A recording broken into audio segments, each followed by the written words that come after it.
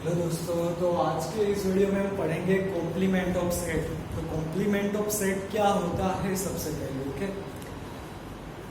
देखिए अगर कोई सेट है ए जो यूनिवर्सल सेट का सबसेट है, ये है यूनिवर्सल सेट और उसका सबसेट है ये।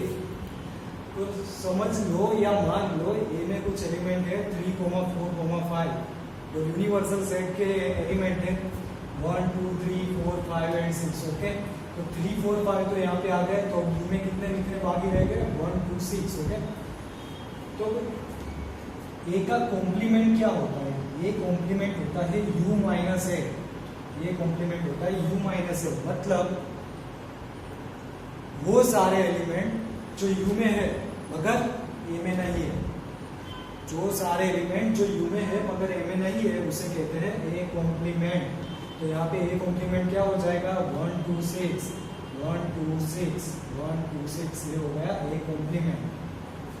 ओके, तो ये था कॉम्प्लीमेंट का फंडा जो आपको आ गया होगा समझ में। अब इसके कुछ प्रॉपर्टीज है वो देख लेते हैं। एक कॉम्प्लीमेंट का भी कॉम्प्लीमेंट करे तो वो एक खुद जो पहले था वही बन जाता है। अगर हम कॉम्प्लीमेंट का भी कॉम्प्लीमेंट ले तो वो ए बन जाता है। फिर व्हाट इज नल सेट 5 का कॉम्प्लीमेंट होता है you, universal set. And similarly universal set का भी कॉम्प्लीमेंट होता है 5। ठीक है, और ऐसे ही हमारा एक डी मॉर्गन भैया नाम का एक वैज्ञानिक है, उन्होंने एक लॉ दे दिया है। अगर ए इंटरसेक्शन बी हम पूरे का अगर कॉम्प्लीमेंट ले, ए इंटरसेक्शन बी पूरे का कॉम्प्लीमेंट ले तो उसका आंसर आएगा ए कॉम्प्लीमेंट। मान लो अंदर चला गया तो ए को भी लगा तो वो हो गया ए कॉम्प्लीमेंट। अगर इंटरसेक्शन को कॉम्प्लीमेंट लग गया तो वो हो गया यूनियन, और बी को कॉम्प्लीमेंट लग गया तो वो हो गया बी कॉम्प्लीमेंट। तो ये हो गया A complement union B complement. ऐसे ही अगर मान लो ए यूनियन बी का कॉम्प्लीमेंट क्या है, ए यूनियन बी का कॉम्प्लीमेंट है, तो कॉम्प्लीमेंट अंदर चला गया तो ए का हो गया ए कॉम्प्लीमेंट, यूनियन का हो गया इंटरसेक्शन, तो बी का हो गया बी कॉम्प्लीमेंट। तो ये दो लॉ है जिन्हें बोलते हैं डी मॉर्गन्स लॉ। ओके, अब हम ये कॉम्प्लीमेंट वाली चीज को कुछ एग्जांपल से समझते हैं। तो चलिए शुरू करते हैं। ओके, चलो टेक्स्ट बुक का ही एग्जांपल नंबर 20 में ले लेता हूँ। Set A is 1, 3, 5, 7, 9. Okay, and universal set is 1, 2, 3, 4, 5, 6, 7, 8, 9 and 10. अब हमें फाइंड करना है ए कॉम्प्लीमेंट क्या है। We know A complement is equal to U minus है। तो ए में जो भी है वो सारे एलिमेंट अगर यू में प्रेजेंट है तो वो निकाल लो, या फिर जितने भी प्रेजेंट हो वो निकाल लो सब।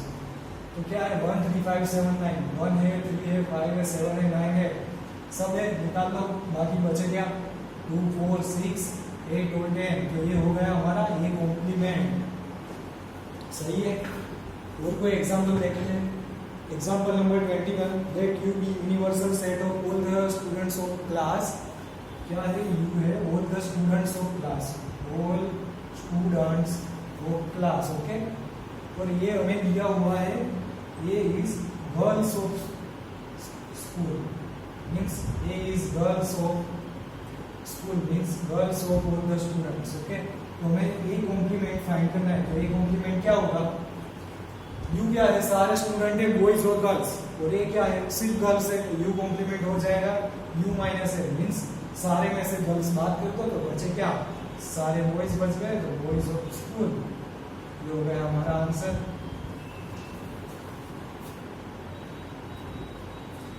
नाउ एक और हमें एग्जांपल दिया हुआ है, एग्जांपल नंबर 22।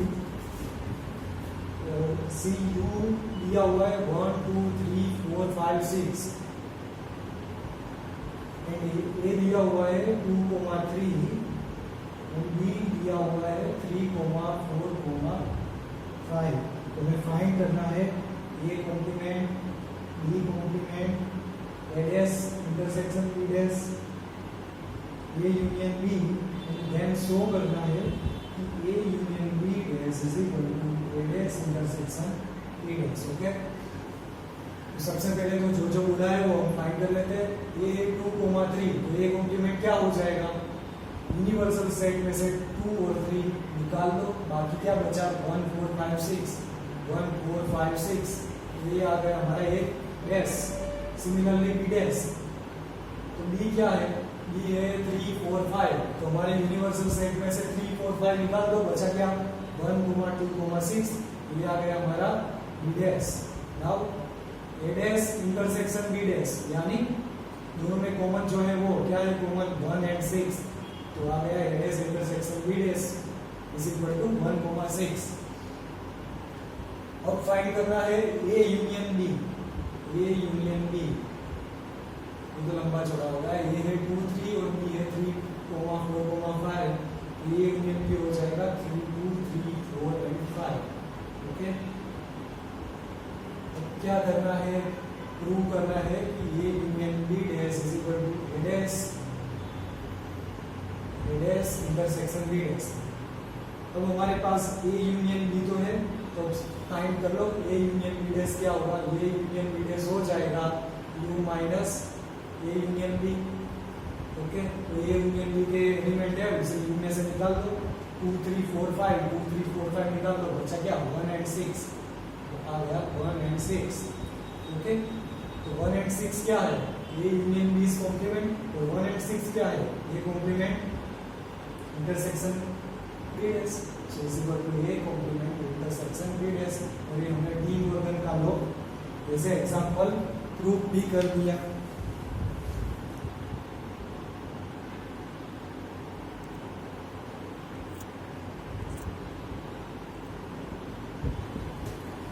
तो चलिए हम अब एक्सरसाइज 1.5 सॉल्व करते हैं। पहला सम है, given is 1 2 3 4 5 6 8 9, a is 1 2 3 4, b is 2 4 6 8, c है 3 4 5 6, एंड हमें फाइंड करना है a dash b dash a union c dash a union b dash a dash c dash and b minus c dash. Okay, तो सबसे पहले ए dash क्या होगा, u में से ये माइनस कर दो, ए डैश मिल जाएगा 1 2 3 4, u में से निकाल दो, तो बचा क्या 5 6 7 8 9, ए डैश आ जाएगा 5 6 7 8 9। सिमिलरली बी डैश, बी क्या है, बी है हमारा 2 4 6 8, तो 2 4 6 8 को u में से निकाल दो, तो बचा क्या 1 3 5 7 9, तो ये आ गया हमारा बी डैश। फिर फाइंड करना है ए यूनियन सी कॉम्प्लीमेंट, तो सबसे पहले ए यूनियन सी फाइंड कर लेते हैं। ए यूनियन सी क्या होगा 1 2 3 4, 3 4 आ गया तो 5 6, ए यूनियन सी हो गया 1 2 3 4 5 6। Now A union C complement, तो यू में से ए यूनियन सी को बात कर निकाल दो, तो क्या बचा 1 2 6 निकल गया, तो बचा 7 8 9, then A union C complement हो गया 7 8 9। Similarly A union B complement, सबसे पहले A union B फाइंड कर लो, आ गया 1 2 3 4 एंड देन 6 8, 1 2 3 4 6 8। ओके, तो A union B का कॉम्प्लीमेंट क्या हो गया 1 2 3 4 6 8 को U में से माइनस कर दो, 1 चला गया, 2 चला गया, 3 चला गया, 4 भी चला गया, बच गया 5, फिर आ गया 7 9। तो ये हो गया A union B complement.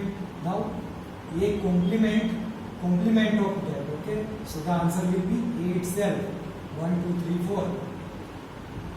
Next is B minus C complement.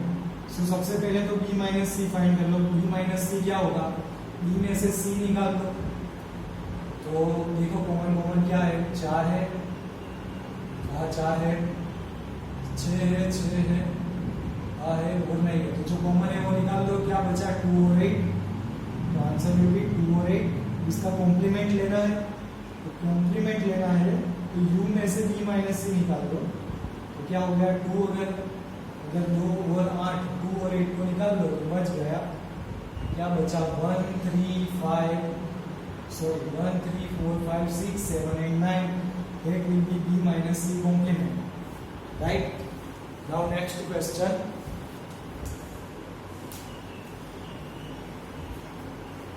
U is given as a b c d e f g h. a b c d e f g a c e g and d e f g h है। तो हमें चारों का complement find करना है। तो सबसे पहले तो ए कॉम्प्लीमेंट ये क्या है, ए बी सी, तो ए बी सी निकाल लो, क्या बचा B E F G H, right. Similarly B dash, B क्या है B E F G, B E F G U में से निकाल लो, क्या बचा A B C H. Similarly C dash, C क्या है ए सी ई जी, ए सी ई जी निकाल लो, बच गया बी डी एफ एच।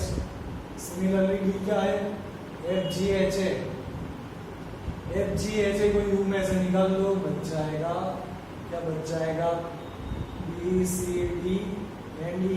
उसके बाद नहीं, बस 4 ही बचेंगे, ठीक है, कुछ नहीं था। Next question is question number 4। 3 और 5 हम बाद में करेंगे। Universal set is given as 1 to 9, a is 2 4 6 8, b is 2 3 5 7। फिर हमें A union B complement and A intersection B complement find करना है। तो सबसे पहले ए यूनियन बी क्या होगा, ए यूनियन बी हो जाएगा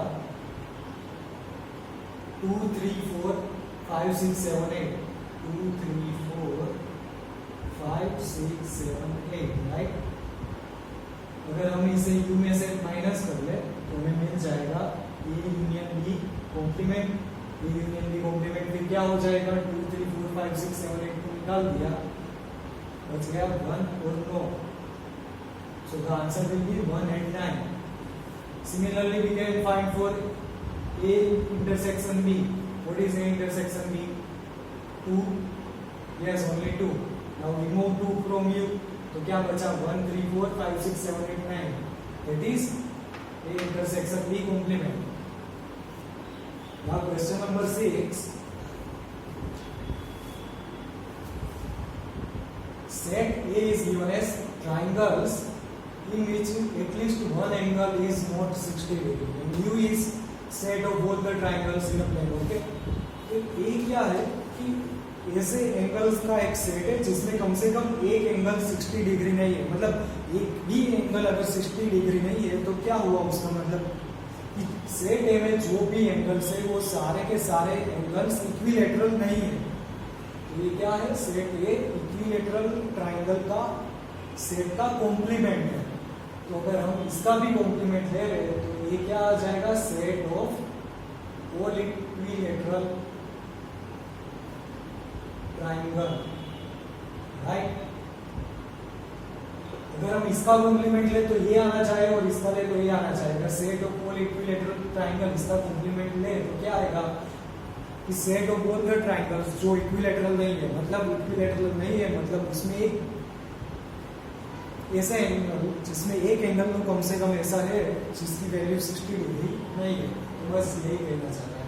now question number 7, find A union A dash. We will be solving this question by using Venn diagram. See here.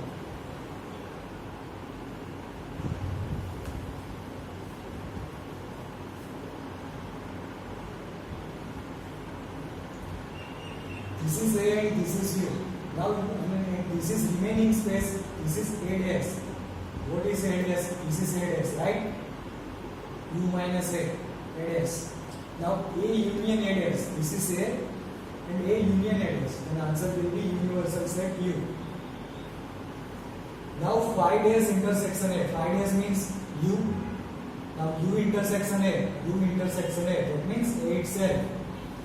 Then A union A dash. ये तो आ गया ना, ये इंटरसेक्शन होना चाहिए। ये इंटरसेक्शन A dash, ये इंटरसेक्शन ए डैश, मतलब कुछ भी इंटरसेक्शन में नहीं है तो क्या हो जाएगा phi. U dash intersection A. अब यू डैश क्या होता है, यू डैश होता है फाई, और फाई इंटरसेक्शन में क्या हो जाएगा ये और 5 का इंटरसेक्शन ले लो, जो कुछ भी नहीं है खाली उसका इंटरसेक्शन ऐसे करो, क्या आएगा? खाली ही आएगा ना, 5.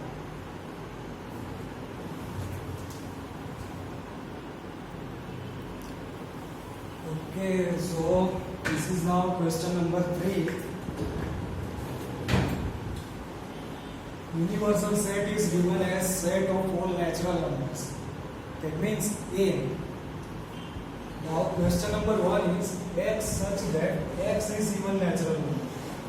Now we have to find complement of all these 11 questions. Now x is an even natural number, then its complement will be definitely odd natural number, right? This is common sense. This is complement, 1 dash. Now x is odd natural number, यानी उसका complement क्या हो जाएगा? फिर उसका complement हो जाएगा x is even natural number, right? Third question is x is positive multiple of 3. x is positive multiple of 3.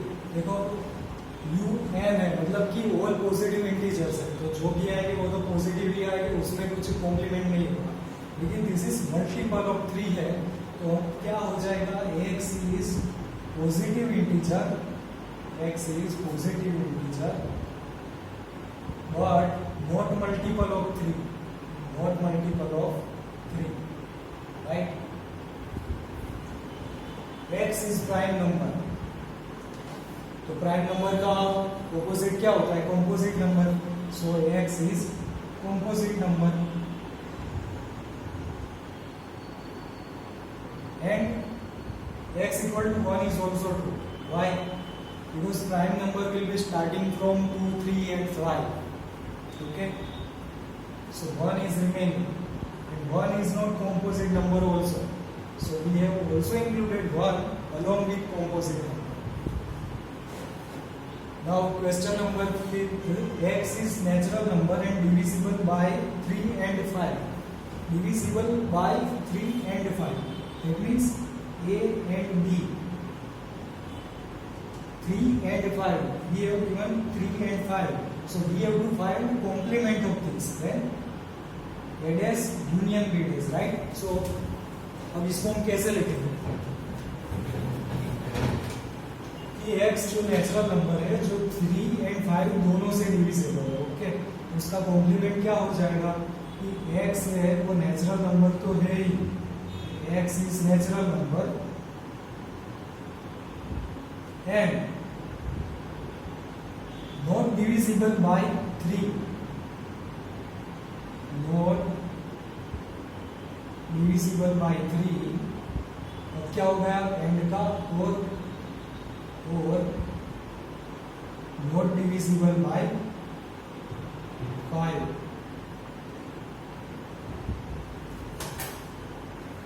Similarly, question number 6, x is a perfect square. So इसका कॉम्प्लीमेंट क्या हो जाएगा?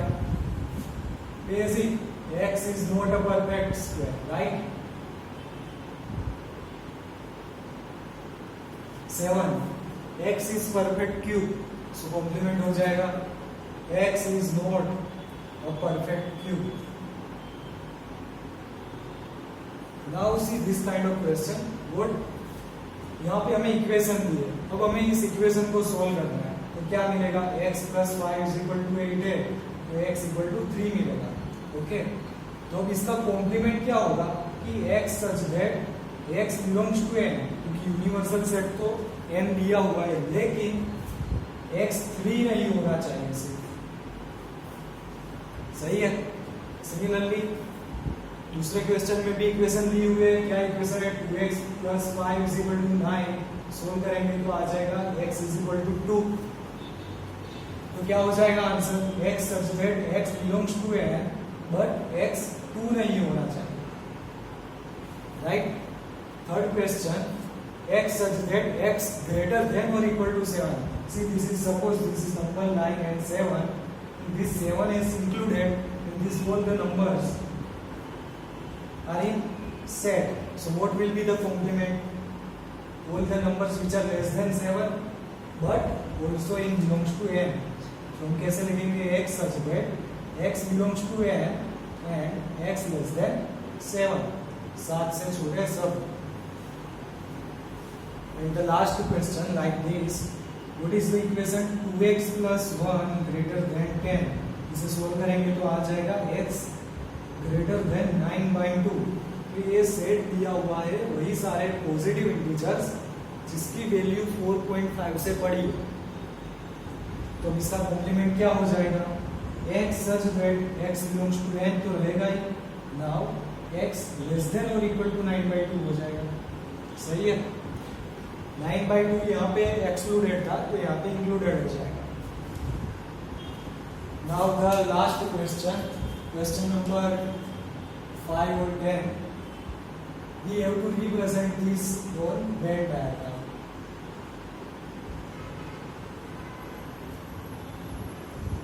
Suppose this is universal set U, this is A and this is B. Now A union B complement. We know what is A union B. A union B means this whole area covered by A and B. So A union B complement will be U minus A union B. That means this area. Right? Similarly, A dash intersection B dash. We can write it as A union B dash. So the answer will be same for both the question. Now third, A union B.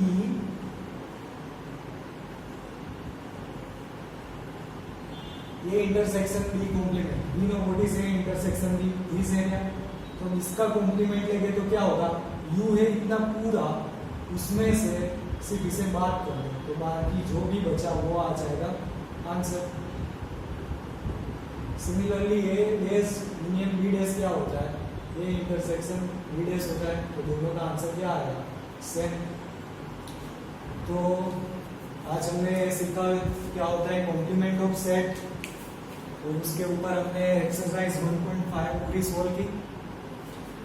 तो अगर आपको video अच्छा लगा तो like कर देना. आपको तो सिर्फ वीडियो ही देखना है, टेक्स्ट बुक भी लेने की जरूरत नहीं पड़ेगी ये सीखने के लिए. सब्सक्राइब करना मत भूलना. Thank you.